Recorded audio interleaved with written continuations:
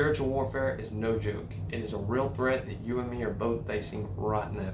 And in today's video, I will be teaching you how to take control of your own mind and your own thoughts when you are faced with these lies from the devil. And I'll also be teaching you how to defend your mind against these lies, starting now.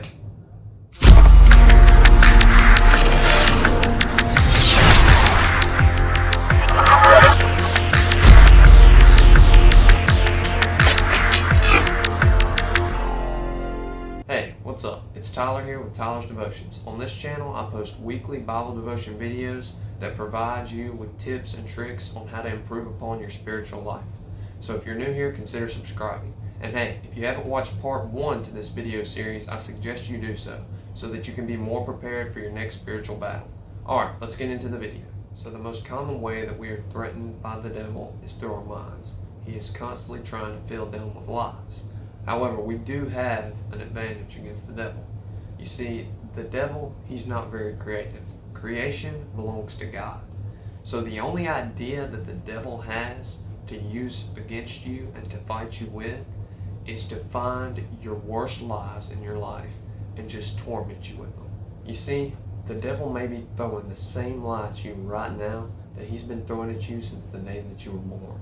Whether it's you're ugly, you're fat, you're too skinny, you're weak, or whatever it is, or you have a learning disability. And for the longest time, mine was the learning disability one. You see, I have dyslexia, and it causes me to be a little slower than everybody else as far as learning goes. And for the longest time, I let that kind of be my fault in life, and I kind of just accepted it. But after a little while, I started praying to God and believing that God could help me to pull through it. And I worked at it.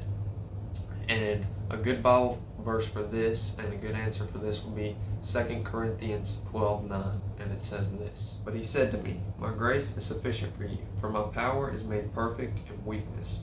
Therefore, I will boast all the more gladly about my weaknesses, so that Christ's power may rest on me." So this Bible verse is telling us that God's power will take over our weakness. God just wants us to give our weakness to Him. And yeah, I have dyslexia, but you know what? I never ever use that as an excuse in life. I never even really tell people about the fact that I have dyslexia, because you know what? I gave that disability to God a long time ago.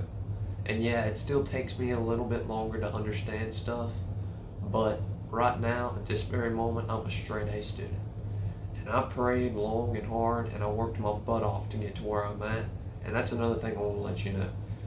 Yes, praying to God and God's power will help you to get through your weakness, but you still got to put in the work and the effort. I worked my butt off. Yes, it had a lot to do with God's power and God's help, but it also had a lot to do with the work that I put in and the effort that I put in. Because you see, God sees the effort that we put in, and He notices it. Because nothing gets past God. God sees everything, and He noticed the work that I put in. So He'll notice the work that you put in too, and the effort that you put in. So only expect, it's kind of like that saying, only expect what you put in it. So if you don't put forth the effort, and God sees that you don't put forth the effort, then obviously you don't want it enough. Yes, prayer works and the power of God works, but you're still going to have to put forth the effort. And I know from experience. And I know that God is great, and I know that God can help you through whatever fault that you think you have, or whatever weakness that you think you have in life. He can help you to get through it. So yeah, sometimes we have to fight to overcome these weaknesses in our lives. But we also need to remember that God is right there beside us throughout the entire battle. But now you might ask the question, well, what do I do about the faults in my life that I can't change?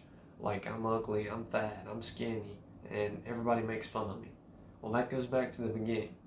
You need to stop listening to the lies of the devil, the lies of what other people tell you, and the lies of this world. Because it says in the Bible that you are beautiful and that you are made in God's image. Everybody. If you're watching this video, you're beautiful and you were made in God's image. So quit listening to the lies of the devil and the lies of other people. Because you see, when you start listening to these lies, eventually they become a part of you. And they become a part of who you are, and they become a part of your name. You need to just block out these lies. And the only way that you can do this is by putting your mind on the Word of God.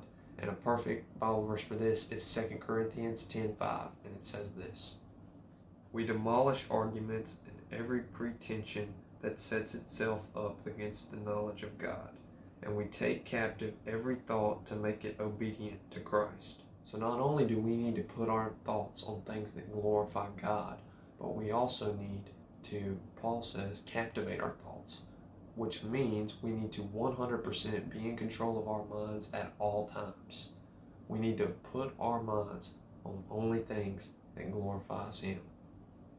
And we also need to stop listening to the devil's lies and ask God to help us see these lies and to provide us with the truth.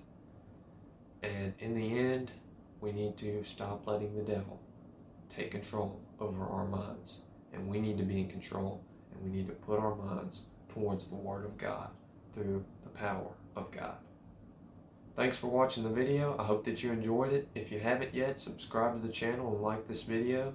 Until next time, this is Tyler's Devotions, providing you with the best tips about your walk with God.